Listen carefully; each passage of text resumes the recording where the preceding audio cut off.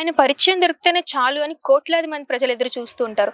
ఆయన ఇంటర్వ్యూ దొరికితే చాలు అని యాంకర్లు ఎగబడిపోతూ ఉంటారు. ఆయన ఎవరా అనుకుంటున్నారా? అదేనండి యోగి ప్రభాకర్‌జీ గారు. హిమాలయాలో ఎన్నో సంవత్సరాలు తపస్సు చేసి ఇక్కడికొచ్చి దేవాలయాల చుట్టూ ఉంటూనే ఉంటారు. ఆయన చుట్టూ దేవతలు ఉన్నారు అన్నట్టుగా అనిపిస్తూ ఉంటారు. సో మనతో పాటు ఉన్నారు. ఆయన ఎక్కడలేని క్వశ్చన్. అసలు నేనైతే ఆయన చూడడానికి ఎంతో తహతహలాడుతూ వచ్చాను. మనకి చాలా అరుదుగా కనిపించే ఆయన ఈరోజు మన హిట్టీకి ఎక్స్క్లూజివ్‌గా ఉన్నారనమాట. ఆయన అడిగి ఎన్ని విషయాలు అడగడం తెలుసుకుందాం పదండి. నమస్తే సార్. నమస్తే. గురుగారు, అసలు మీ పరిచయం దొరకాలంటేనే చాలా అరుదుగా దొరుకుతూ ఉంటారు. మీరు కనిపిస్తేనే చాలు అని చాలా మంది ఎదురు చూస్తూ ఉంటారు. అలాంటిది మాకు మీరు కనిపించారు అంటే అది అదృష్టంగానే ఫీల్ అవుతున్నాం. ఏం ప్రశ్న వేస్తావు సార్? ఇప్పుడు ఎక్కువగా ఆంధ్రప్రదేశ్లో ఎక్కువగా వినిపిస్తున్న టాపిక్ ఏదైనా ఉందంటే రాజకీయాలు. సో రాజకీయాల్లోని మీరు లాస్ట్ టైం చెప్పినట్టుగానే అన్నీ జరిగాయి. ఋషికొండ విషయంలో కావచ్చు, చంద్రబాబు నాయుడు గారి విషయంలో కావచ్చు, మోడీ గారి విషయంలో కావచ్చు, ప్రతిదీ మీరు చెప్పినట్టుగానే జరిగింది. సరే ఈసారి ఎలా ఉండబోతుంది అంటారు? ప్రతి మనిషి, నేను జ్యోతిష్యుని కాదు, నేను ఒక సాధకుడిని. నా కులం సాధకులం, నా జాతి నిజాయితీ. కాబట్టి సాధకులు ఎవరైనా సరే భారతీయ సనాతన సాంప్రదాయంలో ప్రతి ఒక్క మనిషిలోనూ అనేక శక్తులు నిబిడీకృతమై ఉన్నాయి. నా ఒక్కరిలోనే కాదు, మనిషి పుట్టిన ప్రతి ఒక్కరికి కూడా అన్ని శక్తులు ఉంటాయి. నీలోనూ ఉన్నాయి, అతనిలో ఉన్నాయి, అక్కడ ఉన్నటువంటి యాచకుడిలో కూడా ఉన్నాయి. అయితే యాచకుడిలో ఉన్నటువంటి శక్తి యాచకత్వానికి ఉపయోగిస్తున్నాడు. ఇప్పుడు ఎదురుగా కెమెరా పట్టుకున్నటువంటి వ్యక్తి తన శక్తిని కెమెరామ్యాన్గా మార్చుకున్నాడు. ఇక్కడ ఉన్నటువంటి ఈ అమ్మాయి యాంకర్గా తన శక్తిని ఉపయోగించుకుంటుంది. కాబట్టి శక్తి అనేటటువంటి దాన్ని, ఉదాహరణకి మీకు దృష్టాంతం చెప్పినట్టయితే, ఒక బల్బులోకి విద్యుత్ ప్రవహిస్తుంది అనుకో, బల్బు వెలుగుతుంది. అలాగే ఫ్యాన్లోకి వెళ్ళింది అనుకోండి అదే విద్యుత్తు, ఫ్యాన్ ఏమవుతుంది? తిరుగుతుంది. అదే గీజర్లోకి వెళ్ళింది అనుకోండి విద్యుత్తు, వేడి నీళ్ళు. అదే ఫ్రీజర్లోకి వెళితే చల్లగా ఉంటుంది. కాబట్టి ఈ విద్యుత్ అనేటటువంటి శక్తి ఉపాధి అంటే పైన ఉన్నటువంటి ఒక గ్యాడ్జెట్, లేకపోతే ఒక సాధనం, ఒక పరికరం. ఏ పరికరంలోకి వెళ్ళిందో ఆ పరికరం యొక్క లోపల ఉన్నటువంటి ఈ శక్తి ఆ పరికరాన్ని బట్టి మారుతూ ఉంటుంది. ఉదాహరణకి నీకు యాంకర్ అవ్వాలని ఆలోచన ఉంది కాబట్టి యాంకర్గా రిఫ్లెక్ట్ అవుతుంది లోపల ఉన్న శక్తి. మేము హిమాలయాల్లో ఆ భగవతత్వాన్ని పొందాలి అనేటటువంటి ఎరుకతో ఉన్నాం కాబట్టి భగవతత్వాన్ని పొందుతున్నాం. మనలో ఉన్నటువంటి సంపూర్ణమైనటువంటి శక్తి ప్రతి మనిషిలో పంచభూతాలని అధిగమించేటువంటి శక్తి ఉన్నది. పంచభూతాలు అంటే పృథ్వీ, ఆపహ, తేజ, వాయురు, ఆకాశమేవచ. ఈ ఐదిట్ల యొక్క శక్తి కలిస్తే పంచభూతాలతో కలిసిన శక్తి ప్రపంచం అవుతుంది. ఆ ప్రపంచానికి మోడల్ ఈ శరీరం. ఇది కూడా పంచభౌతికమైనది. అంటే మట్టి, నీరు, గాలి, అగ్ని, వాయువు, ఆకాశం. అంటే గాలి అంటే వాయువు. ఈ ఐదుటితో కూడితే శరీరం అవుతుంది. నీ శరీరమైనా నా శరీరమైనా it was manufactured by the 5 elements only. ఈ 5 ఎలిమెంట్స్ తోటి కూడినటువంటి దాంట్లో ఉన్నటువంటి శక్తి. ఈ 5 భూతాలతో 5 ఇంద్రియాలు అంటారు. చక్షుర్, శ్రోత్రేంద్రియము, గ్రాణేంద్రియము, రసేంద్రియము, త్వగేంద్రియం అని. ఇవి 5టిని జ్ఞానేంద్రియములు అంటారు. ఈ జ్ఞానేంద్రియములు పంచభూతాలు, కర్మేంద్రియాలు. కర్మేంద్రియాలు అంటే పాణి, పాద, వాణి, పాయువు, ఉపస్థితేంద్రియం 1, 2. ఇవి 5 పనిచేస్తుంటాయి. వీటిని కర్మేంద్రియాలు అంటారు. అలాగే శబ్దము, స్పర్శ, రూప, రస, గంధములని వీటిని తన్మాత్రలు అంటారు. 20 ప్లస్ నీకు మనసు ఉన్నది. It's a driving force. ఈ వాహనానికి, శరీరం అనేటువంటి వాహనంలో డ్రైవర్ ఉంటాడు. డ్రైవర్ పేరు మనసు. మనసుకి డైరెక్షన్ ఇచ్చేటటువంటి డిస్క్రిమినేటింగ్ పవర్ అది బుద్ధి 22. 23 దాంట్లో చైతన్య శక్తి నడిపించేది. అలాగే ఒక సాఫ్ట్వేర్ ఉంటుంది, దాని పేరు చిత్తం అంటారు. మనసు, బుద్ధి, చిత్తం, అహంకారం ఇవన్నీ కలిసి నేననే ఒక భావన ఉంటుంది, ఐడెంటిటీ. దీన్ని అహం అంటారు. 24 ప్లస్ దాంట్లో నువ్వు ఉంటావు, అది జీవుడు. ఇది కాదు పైకి కనిపించే ఈ శరీరం కాదు నువ్వు. ఆ 25వ జీవుడు ఏదైతే ఇదంతా కలిస్తే 25 తత్వాలు కలిసినటువంటిది ఈ శరీరం. అర్థమైందా? నువ్వు అడిగిన ప్రశ్న ఏమిటి? ఋషికొండ అంటే మీరు జరిగిన ప్రతి విషయాల్లోనే జరిగాయి కదా, ఈసారి రాజకీయ ఎలా ఉంటుంది అన్నాడు. ఈ శరీరంలో ఉన్నటువంటి శక్తి దేని మీద ఫోకస్ చేస్తాము దాన్ని సంపూర్ణంగా తెలుసుకునేటువంటి అవకాశం ఉంటుంది. అలాంటి సాధనని మనం చేస్తే మనకి హిమాలయాల్లో ఉన్న సిద్ధ పురుషులతోటి కాంటాక్ట్ అయ్యేటటువంటి శుద్ధత వస్తుంది, పరిశుద్ధత. ఈ 25 తత్వాలని మనం సరి చేసుకుంటే, అంటే ట్యూనింగ్ చేయడం అనమాట. మనం ఏం చేస్తున్నాము? కళ్ళని ఒక విషయం మీదకి పంపిస్తున్నాం, చెవులకు ఒక విషయం మీదకి పంపిస్తున్నాం, నాలుగు రుచి మీదకి పంపిస్తున్నాం. ఇలాగా మనలో ఉన్నటువంటి శక్తి ఏమవుతుంది? స్ప్లిట్ అయిపోయి అనేక రకాలుగా మారిపోయి మనం సిద్ధ పురుషులు అంటే హై వోల్టేజ్ ఏదైతే ఉన్నదో మనతో కాంటాక్ట్ అవ్వడానికి మనకు ఆ శక్తిని మనం ఏంటంటే డిస్ట్రిబ్యూట్ చేస్తూ డ్రైన్ చేస్తున్నాం. ఆ శక్తిని కనుక ఏకీకృతం చేస్తే ఏ విధంగా అంటే, ఉదాహరణకి సూర్యుడిలో ఉన్నటువంటి కిరణాలు ఎలా వెళ్ళిపోవడం వల్ల అన్నీ కనపడుతుంది. కానీ ఆ సూర్యకిరణాలను అన్నింటినీ ఒక చోటకి తీసుకొచ్చామనుకో, దేంతో తీసుకురావాలి? భూతద్దం. ఆ లెన్స్తో తీసుకొచ్చినప్పుడు ఏమవుతుంది? కింద కాలిపోతుంది. అంటే కాల్చేసేటటువంటి శక్తి. అలాగే మనం కూడా ధ్యానంలో ఏం చేయాలంటే ఆ శక్తిని తీసుకుని వచ్చినప్పుడు మనం ముందుకి విజన్ చేయొచ్చు, వెనక్కి విజన్ చేయొచ్చు, మన చుట్టూ కూడా విజన్ చేయొచ్చు. దీని స్వతంత్ర ప్రజ్ఞ అంటారు. జ్యోతిష్మతి ప్రజ్ఞ. ఒక జ్యోతి వెలిగితే ఆ జ్యోతి ముందుకు చూపిస్తుందా, వెనక్కి చూపిస్తుందా? ముందుకి చూపిస్తుంది, వెనక్కి చూపిస్తుంది. జ్యోతి చుట్టూ చూపిస్తుంది, ముందుకి వెనక్కి కాదు. భూత భవిష్యత్తును చూపించేది జ్యోతిష్యం అంటారు. భూత భవిష్యత్తులే కాదు, విశ్వ రహస్యాలన్నింటినీ జ్యోతిష్యం ద్వారా తెలుసుకోవచ్చు. జ్యోతి అంటే జ్యోతిష్యమతి ప్రజ్ఞ. మన లోపల శక్తి జ్యోతిగా వెలుగుతుంది. దాన్నే ఈ మధ్యన థర్డ్ ఐ అంటున్నారు. థర్డ్ ఐ అంటే ఇలా ఈ కన్నులా ఉండదు. థర్డ్ ఐ అంటే జ్ఞానం. లోపల జ్ఞానంతో ఒక గణితాధారంగా అంటే క్యాలిక్యులేషన్స్ ద్వారా మనం ఈ మొత్తం యావత్ సిచ్యువేషన్ని కాలమాన పరిస్థితులను బట్టి లోపల వెలుగుతుంది. 164 సీట్లు అంటే 164 సీట్లు వస్తాయి.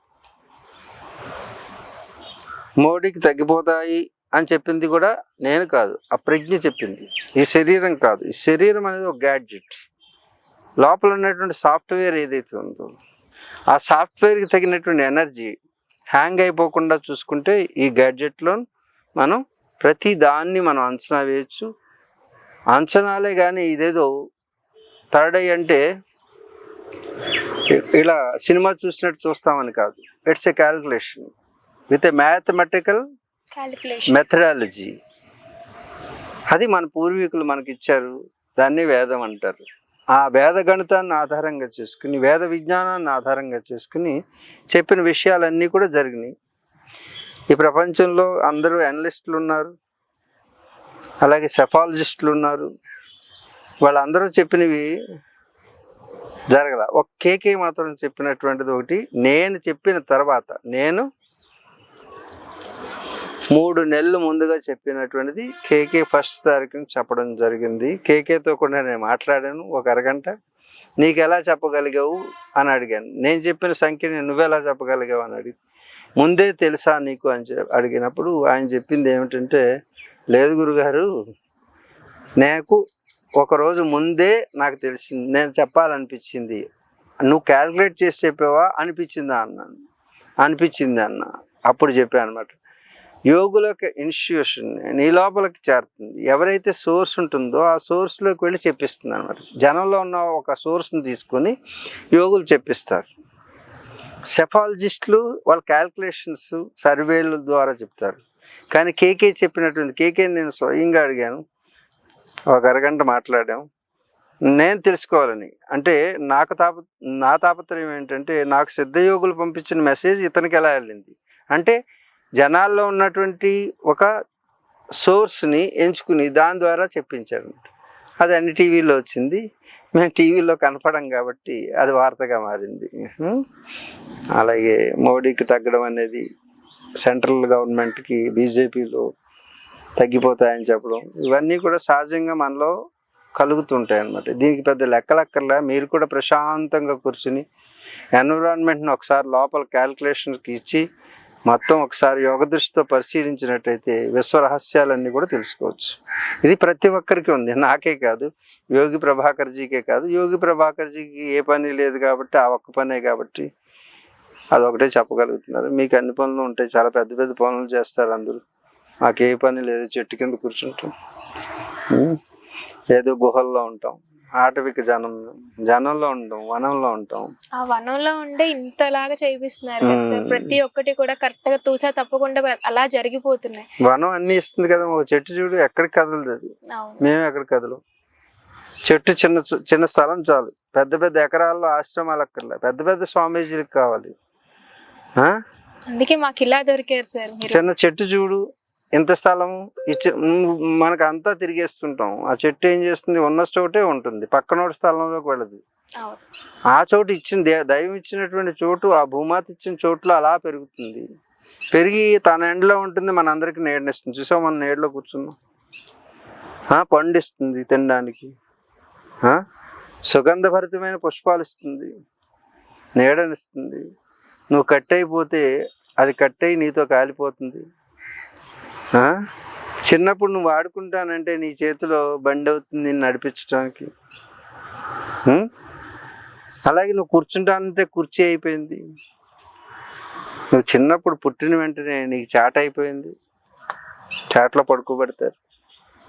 నీతో పాటు అది పుట్టకపోయినా పుట్టిన నీకు చాటై చేటు చేయకుండా ఉండాలని చాటలో పడుకోబెడతారు పిల్లల్ని. పుట్టిన వెంటనే చాటలో పడుకోబెడతారు, జీవితానికి చేటు రాకూడదని.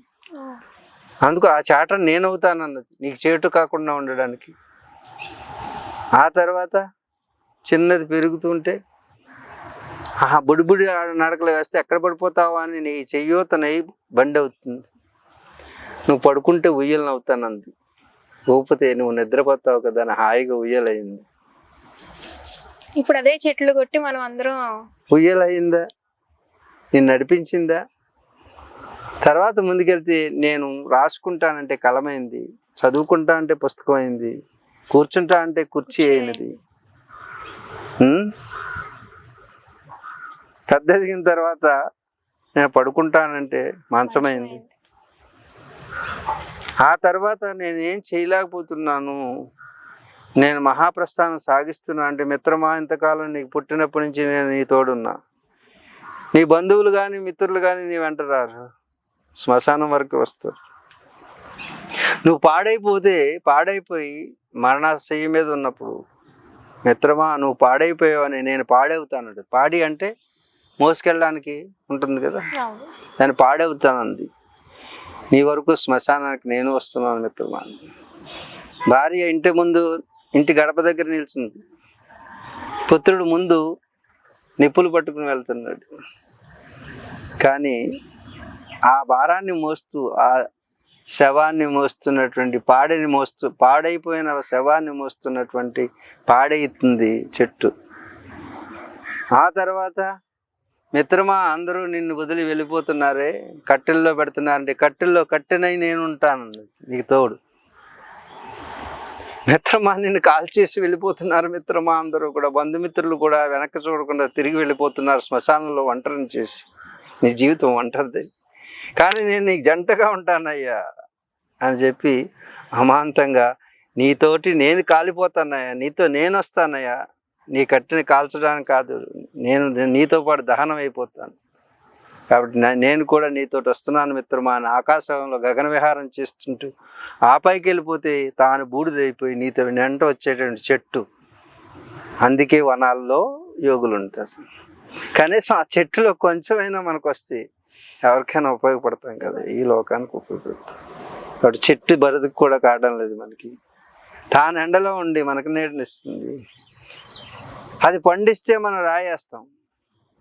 నేను అడిగా, అమ్మ రాయిని ఇన్ని పళ్ళు ఇస్తుంటే ఆ మనిషి రాయేస్తుంటే నీ కోపం రాలేదా అని అడిగితే, నానా వాడు రాయేసాడా, అది నాకు కనపడలేదు, వాడు కడుపును చూస్తున్నాను, వాడు ఆకలిని చూస్తున్నాను అన్నది. ఆ తల్లికి ఏమిచ్చి రుణం చేసుకుంటారు? ఆ చెట్టును కొట్టేస్తున్నారు, నీడనిచ్చే చెట్టుకి పీడన చేస్తున్నారు. ఓ మనుషులారా, నీడనిచ్చే చెట్టుకి పీడనివ్వకండి. ఆకలేస్తే పండిస్తుంది, సుగంధభరితమైనటువంటి పుష్పాన్ని ఇస్తుంది. పొద్దుటే దొంగతనానికి వెళతారు దేవుడి పేరుతో పక్కింట్లోకి. పక్కింట్లో పూలు కోసుకుంటానికి వెళ్ళేటటువంటి ఒక గ్లాసు నీళ్లు పట్టుకుని వెళ్ళాలి. అందుకే మనం చెప్పాను, వనానికి ఒక గాజు గ్లాసుతో పోయింది నీళ్లు. దేంతో పోయాలి? గాజు గ్లాసుతో వనానికి నీళ్లు పోయింది. అది పవనమై జనానికి ప్రాణం పోస్తుంది. ఏంటి? వనానికి గాజు గ్లాసుతో, గాజు గ్లాస్ అంటే గాజు గ్లాసుతో నీళ్లు పోస్తే పవనమై జనానికి ప్రాణం పోస్తుంది. అదే గన్ను అయితే ప్రాణం తీస్తుంది. అందుకే గన్ను వద్దంటారు జనం, గ్లాస్ కావాలంటారు. అర్థమైంది? అందుచేత జనానికి ప్రాణం పోసే పవనం కావాలా, ప్రాణం తీసే గన్ను కావాలో జనం నిర్ణయించుకున్నారు. కాబట్టి మనం ఏం చెప్పక్కర్లే, జనానికి అంతా తెలుసు. ప్రాణం పోస్తుంది తప్పకుండా. ఏంటి? పవనం ప్రాణమే పోస్తుంది, గన్ను ప్రాణమే తీస్తుంది. కాబట్టి ప్రకృతి కూడా ఒప్పుకోదు. అందుకే గన్నుని దాచుకోవాలి, గ్లాసుని దగ్గర చేర్చుకోవాలి.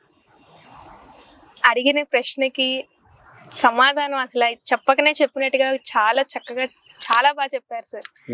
హిట్ టీవీ యాప్ ని డౌన్లోడ్ చేసుకోండి. ఇందులో short news, live news, entertainment movies అన్ని అవైలబుల్ గా ఉన్నాయి. Please download hit TV app. Hit TV app ని ఫ్రీగా డౌన్లోడ్ చేసుకోండి.